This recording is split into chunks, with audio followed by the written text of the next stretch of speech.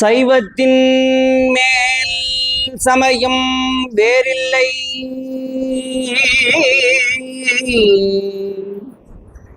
சைவத்தின் மேல் சமயம் வேறு இல்லை. அதில் சார் சிவமாம் தெய்வத்தின் மேல் தெய்வம் இல்லெனும் நான்மறை செம்பொருள் வாய்மை வைத்த சீதிகள் தேவாரமும் திருவாசகமும் உய்வை தரச் செய்த நால்வர் பொற்றாள் எம் உயிர் துணையே. நால்வர் பொற்றாள் எம் உயிர் துணையே. தென்னாடுடைய சிவனே போற்றி, எந்நாட்டவர்க்கும் இறைவா போற்றி. ஏகம் பத்துரையந்தாய் போற்றி, பாகம் பொன்னுருவானாய் போற்றி. காவாய் கனகத்திரளே போற்றி, கைலை மலையானே போற்றி போற்றி. வெற்றி வேல் முருகனுக்கு அரோகரா. எல்லாம் வல்ல தர்மமிகு சென்னை மாநகரம் பள்ளிக்கரணை சிசபாமணி கொடுமல்மிகு சிசபா நாயகியமருடைய சிசபேச பெருமானை போற்றி வணங்கி, திரு கைலாய பரம்பரை துறையூர் ஆதீன குரு முதல்வர் ஆதி சிவப்பிரகாச மூர்த்திகளை முதலாவதாக பணிந்து வணங்கி, இன்றைக்கு துறையூர் ஆதீனம் என்று சொல்லக்கூடிய நம்முடைய திருவண்ணாமலை ஆதீனத்துடைய குருமகா சன்னிதானமாக எழுந்தருளி இருந்து சிவஞான செங்கோலோச்சி வரக்கூடிய ஸ்ரீ ரத்தின வேலாயுத சிவப்பிரகாச பரமாச்சாரிய சுவாமிகளுடைய திருவடி தாமரைகளை முதலாவதாக திசையை நோக்கி பணிந்து வணங்கி, அற்புதமான முறையில் நம்முடைய சிசபா மணிக்கூட வளாகத்திலே திருமந்திர வகுப்பினை திறம்பட நிகழ்த்துவதற்கு வருகை தந்திருக்கக்கூடிய துறையூர் ஆதீனத்துடைய இயக்குனரும் மயிலம் பொம்மபுர ஆதீனத்துடைய ஆதீன புலவராகவும் பேராசிரியராகவும் திகழ்ந்து சைவமும் தமிழும் சிறக்க திருத்தொண்டாற்றி வரும் சிவத்திரு இளைஞானி ஐயா அவர்களுக்கும் அற்புதமான இந்த திருமந்திர வகுப்பினை முன்னின்று நிகழ்த்தக்கூடிய பாராட்டுதலுக்கும் போற்றலுக்கும் உரிய சிசபா மணிக்கூடத்துடைய நிறுவனர் சிவத்திரு திருஞானம் ஐயா அவர்களுக்கும் அம்மையார் உமாமகேஸ்வரி அம்மையார் அவர்களுக்கும் நம்முடைய சிசபா மணிக்கூட்டத்து அடியார் பெருமக்கள் இதுகாரும் அற்புதமான முறையிலே திருமுறை இசை வழங்கி நம்முடைய ஓதுவாமூர்த்திகள் சிவத்திரு முருகேசன் ஐயா அவர்களுக்கும் அடியார் பெருமக்களாக அனைவருக்கும் இனிய காலை வணக்கங்களை முதலாவதாக தெரிவித்துக் கொள்கின்றேன். இந்த அற்புதமான இந்த பொழுதை சிவப்பொழுதாக ஆக்கும் விதமாக அந்த ஞாயிற்றுக்கிழமைய ஒரு திருமந்திரம் பயில்வதற்குண்டான ஒரு பெரிய ஒரு பேரு இறை திருவோள். ரொம்ப அழகா நம்முடைய திருநாவுக்கரச பெருமான் சிவருமானை சொல்லுகின்ற பொழுது சிவருமான் எப்படி இருக்கின்றான் பொழுது நமக்கு தெரியும். எண் வடிவிடன்னு பார்க்கிறோம். அட்டமூர்த்தியாக நிலம், நீர், நெருப்பு, காற்று, ஆகாசம் என்று சொல்லக்கூடிய வடிவங்களாக திகழ்கின்றான்னு பார்க்கிறோம். அது மட்டும் அல்லாது இந்த சிவபெருமான் எப்படி இருக்கின்றான் போது அழகா சொல்லுகின்றார். நாம் பேசக்கூடிய சொல்லாகவும் அந்த சொல் தரக்கூடிய பொருளாகவும் திகழக்கூடியவன் யார் அப்படின்னா சிவபெருமான் தான் பார்க்கிறோம். சொல்லும் பொருளும் மட்டும் இருந்தா போதுமா, அந்த சொல்லும் பொருளும் தரக்கூடிய அந்த பாடல்களாகவும் திகழக்கூடியவன் யார் என்று சொன்னால் சிவபெருமானே என்று அந்த தமிழை சொல்லுகின்ற காலத்திலே சிவமாகவே சொல்லி சிவத்தமிழை சிவபெருமானாகவே காணக்கூடிய நம்முடைய சைவ சமயம்னு பார்க்கிறோம். ரொம்ப அழகா அல்லதான் சொல்றாரு. அல்லும் பகலுமாய் நின்றார்தாமே, அந்தியும் சந்தியும் ஆனார்தாமே, சொல்லும் பொருள் எல்லாம் ஆனார்தாமே, தோத்திரமும் சாத்திரமும் ஆனார்தாமே. சொல்லாகவும் பொருளாகவும் அந்த திகழக்கூடிய பெருமானை எப்படி இருக்கின்றார் என்று சொன்னால் அவரே பார்க்கும்போது பல்லுரைக்கும் பாவேலாமாக, பான்னு சொன்ன பாடல்கள், அப்படி அந்த பாடல்களாக திகழக்கூடிய தோத்திரத்தின் வடிவமாகவும் சாத்திரத்தின் வடிவமாகவும் திகழக்கூடியவர் யாருன்னா சிவருமான்னு பார்க்கும். ஆகையினாலதான் நம்முடைய திருமந்திரத்துல கூட நம்முடைய திருமூல தேவர் என்னன்னா சிவருமானை அர்ச்சிக்க வேண்டும், சிவபூஜை செய்ய வேண்டும் பொழுது அந்த சிவலிங்க வழிபாடுகளை எல்லாம் சொல்லுகின்ற காலத்துல திருமுறை நூல் ஆகம நூலையே சிவமாக வணங்குவது. சிவலிங்கத்தை வணங்குறது மட்டும் சிவபூஜை அல்ல. சிவலிங்கத்தை மட்டும் வைத்து வணங்குவதற்கு பேர் சிவபூஜையானா இல்ல. திருமுறை நூல்கள் இருக்கு பாருங்க, நம்முடைய திருமுறை நூல்கள் சைவ ஆகமங்களாக திகழக்கூடிய ஆகம நூல்களையே சிவமாக பாவித்து நாள்தோறும் அர்ச்சித்து சிவ வழிபாடு செய்வதனுடைய சிறப்பை திருமூலதேவர் அழகா குறிப்பிட்டிருப்பார். ஆகையினால எதுக்கு சொல்ல வந்து என்று சொன்னால், அந்த ஞான நூல்களே சிவத்தின் வடிவம். அதுல தோத்திரம் சாத்திரம் என்று சொல்லக்கூடிய இரண்டை பார்க்கட்டும். சைவத்தில் தோத்திரம்னா நமக்கு நம்முடைய 27 திருமுறையாசிரியர்கள் செய்த 12 திருமுறைகளை பார்க்கின்றோம். தேவாரம், திருவாசகம், திருவிசைப்பா, திருப்பல்லாண்டு, திருமந்திரம், பெரிய புராணம் உயிராக எல்லா நூல்களையும் தோத்திர நூல்களாக காண்கின்றோம். சாத்திரம் என்று சொல்லக்கூடிய நூல்களாக நம்முடைய 14 மெய்கண்ட சாத்திரங்கள், நம்முடைய மெய்கண்ட தேவர்களை செய்த சிவஞான போதத்திலே இருந்து சிவஞான சித்தியார் ஒடிக்கவிலிருந்து இருக்கக்கூடிய 14 சாத்திரங்களையும் சாத்திர நூல்களாக பார்க்கிறோம். இந்த 2 நூல்களும் நமக்கு 2 கண்களை போலன்னு இந்த 2 தெரிஞ்சிருக்கும். ஒவ்வொரு சிவனடியார்ன்றவங்க என்ன பண்ணிருக்கணும், அவர்களுக்கு தோத்திரமும் தெரிய வேண்டும், சாத்திரமும் அறிய வேண்டும்.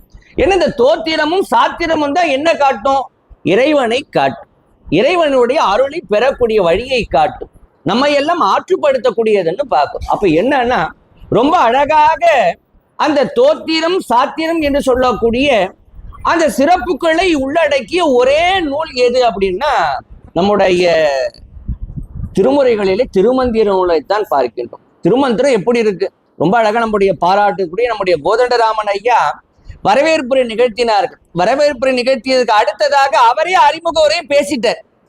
நான் பேச வேண்டிய என் பணி அவரே வச்சுக்கிட்டார். ஐயா ஒரு 2 நிமிடம் அப்படின்னார். உடனே அவர் உடனே ஐயா சொல்லிட்டு, ஏன்னா இந்த ஆர்வம், இந்த தமிழ் அப்படின்னும் போது என்னன்னா எளிமையான தமிழ். திருமந்திரத்துல எல்லா பாடல்களுக்கும் நமக்கு பொருள் புரியுமா, புரியாது. ஆனா எளிமையாக அழகா சொன்னார். யாவருக்குமாம் இறைவருக்கு ஒரு பச்சை, யாவருக்குமாம் பசுவிற்கு ஒரு வாயு, இல்லைங்களா? ஐயாவும் பாடினாங்க அன்பே சிவம்ன்றதை பத்தி அழகா சொன்னார். அப்ப என்னன்னா ரொம்ப அப்படி ஒரு ஈர்த்து நம்ம எல்லாம் ஒரு நெறிப்படுத்தக்கூடிய ஒரு அற்புதமான அந்த தோத்திரம் சாத்திரத்தின் வடிவமாக திகழக்கூடிய ஒரு நூல் நம்முடைய திருமந்திரம். அதே போல செந்தமிழ் ஆகமம். ஏன்னா திருமந்திரம் ஆகமங்களுடைய சாரம். காரணாகமம்ல இருந்து வாதலும் சொல்லக்கூடிய ஆகமங்கள்ல இருந்து நவ ஆகமங்கள் 9 ஆகமங்களுடைய சாரம் தான் திருமந்திரத்தை பார்க்கின்றோம். ஆகையினாலதான் நம்முடைய அவை பாட்டி கூட ரொம்ப அழகாக சொன்னால், அவை பாட்டி சொல்லும் போது இன்னைக்கு நாம் துதிக்கக்கூடிய தோத்திர நூல்களாக திகழக்கூடிய தேவாரம், திருவாசகம் உள்ளிட்ட பாடல்களும் திருமந்திரமும் இவற்றிற்கெல்லாம் காலத்தால் முந்தையதாக திகழக்கூடிய திருக்குறள். திருக்குறள் என்னன்னா இன்னைக்கு உலக பொதுமுறை அப்படின்னு சொன்னாலும் இந்த திருக்குறள் சைவ சமயத்தோடு தொடர்புடைய, அது சைவ நூல் என்பதை நம்முடைய திருவாவூர் ஆதீனத்துல ரொம்ப அறுதிட்டு அழகா பாத்தீங்கன்னா, திருவாவூர் மாசிலாமணீஸ்வரர் கோவில்ல அந்த கோபுரத்தை நுழைஞ்ச உடனே முதல்ல யாருக்கு சன்னதி இருக்குன்னா திருவள்ளுவருக்கு சன்னதி இருக்கும். திருவள்ளுவருக்கு சன்னதி, திருவள்ளுவருடைய வழிபாடு, திருக்குறளில் சைவ சித்தாந்தம். ஐயா எல்லாம் உங்களுக்கு பின்னாடி எடுப்பாங்க. அப்ப எதுக்கு சொல்ல வந்தேன் அப்படின்னா, அப்ப இவற்றை எல்லாம் நமக்கு சொல்லக்கூடிய அந்த கருத்துக்கள் எல்லாம் எப்படிப்பட்ட கருத்துக்கள் அப்படின்னா எல்லாம் ஒத்த கருத்துக்கள், எல்லாம் ஒத்த கருத்துக்கள். இங்க உட்கார்ந்துருக்கோம் அப்படின்னா இத்தனை பேருடைய எண்ணங்களும் எப்படி இருக்கும், பொதுவா எல்லாம் எப்படி இருக்கும், பொதுவா வேறுபட்டு இருக்கும்.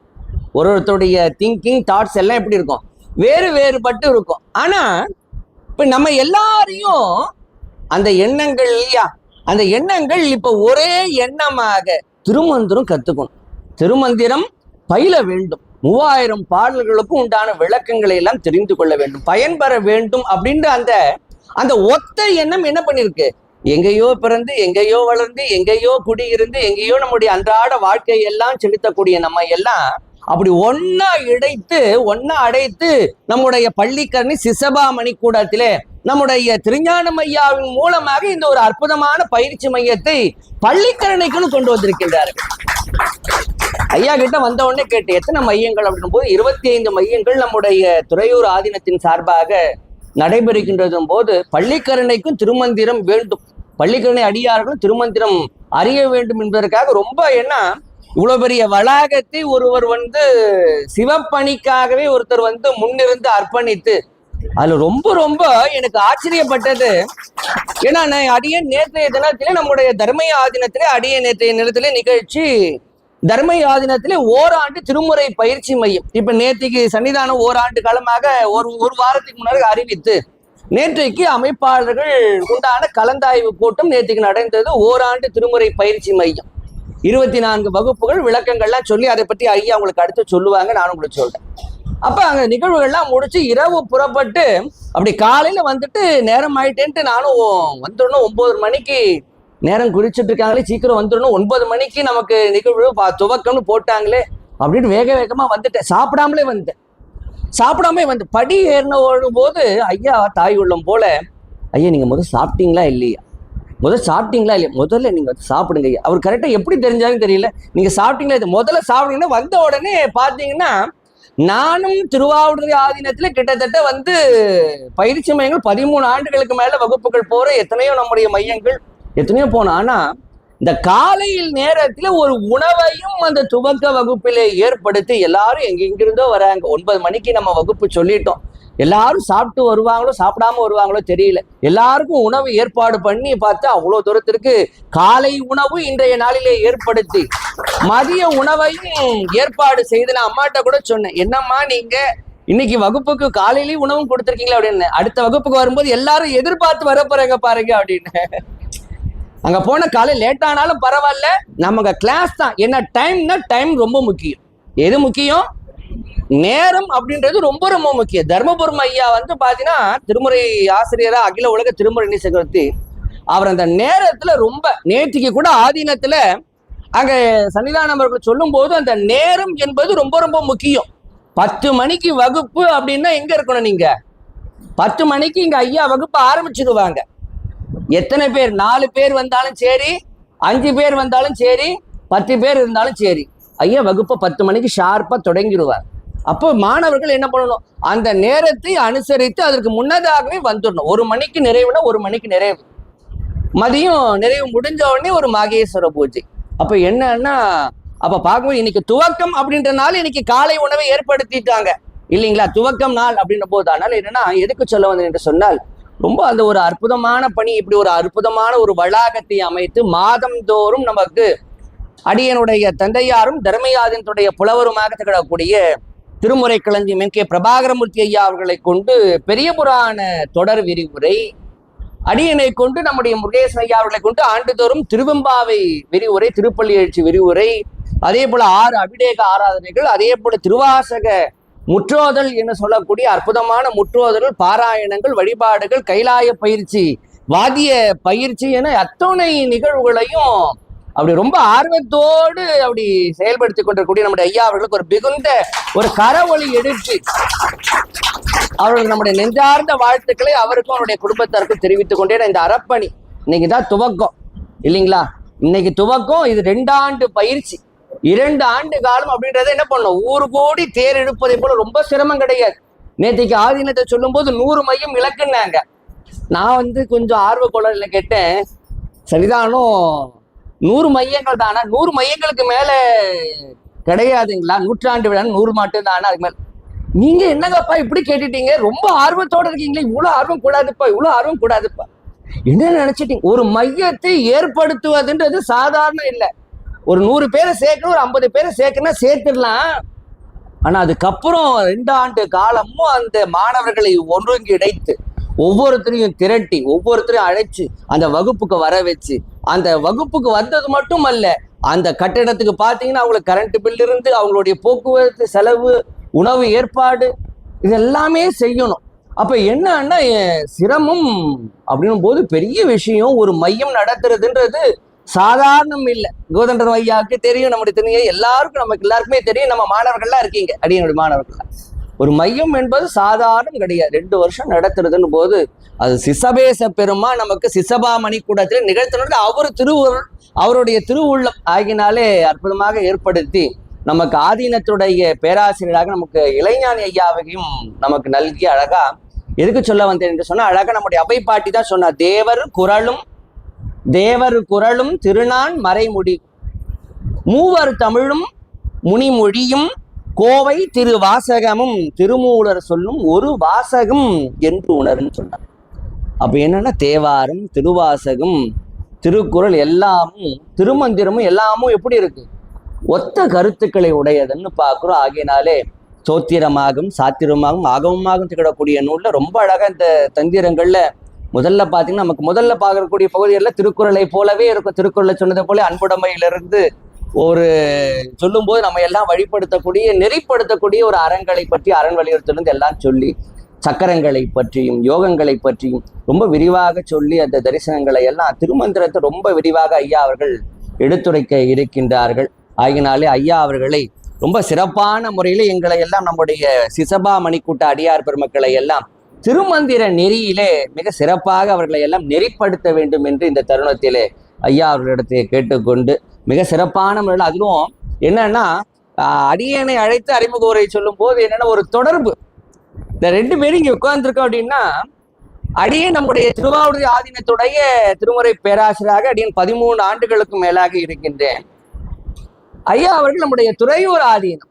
அப்ப பார்க்கும்போது 2 ஆதீனங்கள்ல திருவாவூர் ஆதீனத்துடைய குரு முதல்வராக திகழக்கூடியவர் யாருன்னா நமச்சிவாய மூர்த்திகள்னு பார்க்கிறோம் இல்லைங்களா? கைலாய மரபு வாழ்த்து பாடும் அந்த கைலாய மரபிலே பார்க்கின்ற பொழுது ஆதி குரு முதல்வராகி நமச்சிவாய மூர்த்தியுடைய சீடராகவும் அவரிடத்தே உபதேசம் பெற்று அருளாளர் தான் யார் அப்படின்னா சிவப்பிரகாசர் அப்படின்னு சொல்லக்கூடிய சிவப்பிரகாசர். அவங்க தான் வந்து ஆதீனத்துல அவர் தான் சிவஞான நம்முடைய நமச்சிவாய மூர்த்திகளுக்கு அடுத்தபடியாக 2வது பட்டத்துக்கு அவர் தான் வந்திருக்கணும். ஆனா என்ன காரணம் அப்படின்னு பார்க்கும்போது நமக்கு சைவர்களுக்கெல்லாம் கோயில்னு சொல்லக்கூடிய நம்முடைய சிதம்பரத்துல அன்றைய காலத்துல பாத்தீங்கன்னா 600 ஆண்டுகளுக்கு முன்னாடி பெரிய சர்ச்சைகள் வழிபாடு எல்லாத்துலயும் ஒரு பெரிய தொய்வு.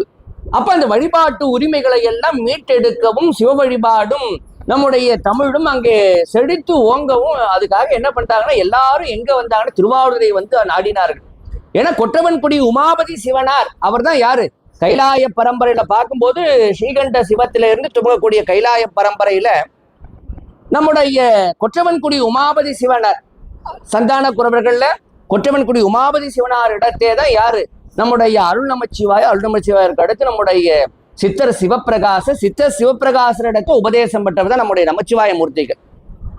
நமச்சிவாய மூர்த்திகள் இடத்தே உபதேசம் பெற்றவர் தான் யாருன்னா நம்முடைய சிவப்பிரகாச சுவாமிகள்னு பார்க்கும். அப்ப என்னன்னா தில்லைவாழ் அந்தனராகி நம்முடைய கொற்றவன்குடி உமாபதி மூர்த்திகள் இருந்த அற்புதமான நம்முடைய திருவாவூர் ஆதீனத்தினால் தான் என்ன பண்ண முடியும்னு நினைச்சாங்க, நம்மை நெறிப்படுத்தி திருக்கோயில் வழிபாட்டு முறையை மீட்டெடுக்க முடியும்னு தில்லைவாழ் அந்தனர்கள் அனைவரும் அங்கே வந்த காலத்தே நம்முடைய நமச்சிவாய மூர்த்திகள் தான் என்ன பண்ணினாங்க அப்படின்னா சிவபிரகாச சுவாமிகளை பார்த்து நீங்க போய் என்ன பண்ணுங்க அந்த வழிபாட்டு முறைகளை எல்லாம் மீட்டெடுங்கள்னு சொல்லுகின்ற காலத்துல தான் அவர் என்ன பண்ண சிதம்பரத்தை பெருமானை வணங்கி அப்ப சுவாமி அசரீரியா அசரீரியாக சொல்லும் போது இந்த வழிபாட்டு முறையை மீட்டுறது எப்படின்னும் போது அப்ப வீரசைவம் யாருன்னா நம்முடைய லிங்கண்ணான்னு சொல்லக்கூடிய அந்த வீரசைவம் இருக்கக்கூடிய அந்த அரசு பிரதிநிதி இடத்தை சென்று முறையிட்டால் என்று சொன்னால் அவரை அணுகினால் நமக்கு ஒரு உண்டான உரிமைகள் எல்லாம் மீட்கும் போது முடியுன்றதை அறிந்து என்ன பண்ணார், அவர் கழுத்திலே சிவலிங்க தாரன்.